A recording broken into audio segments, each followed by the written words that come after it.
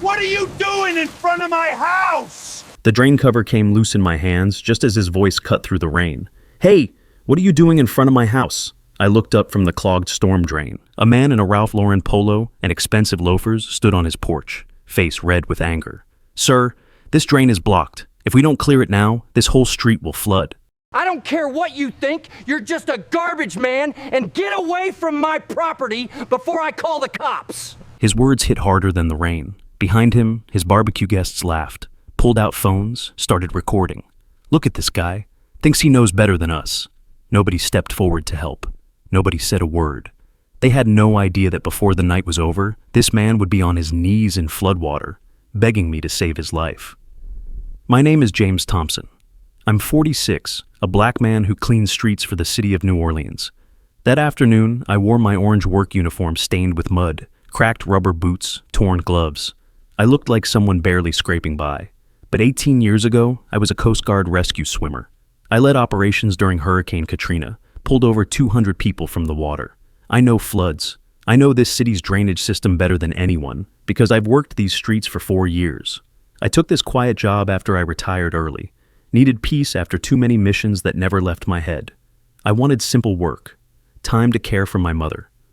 Mr. Beaumont wasn't finished. You people always think you're so smart.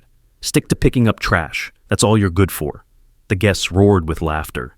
Someone yelled, "The help is getting out of hand." Then a young woman's voice broke through. "He's trying to help everyone."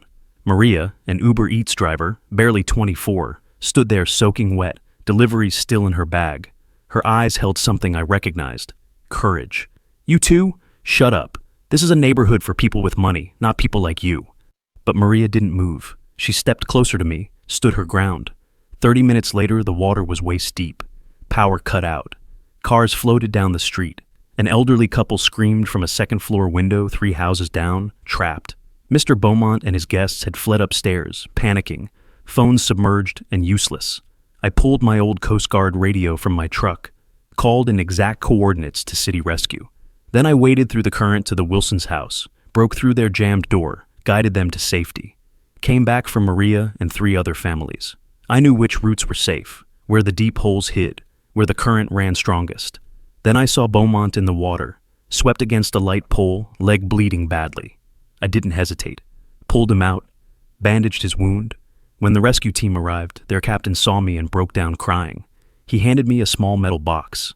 Inside was something that would make Mr. Beaumont collapse to his knees right there in the floodwater. Want to know what was in that box that made him so ashamed? Drop a comment below and I'll tell you the rest.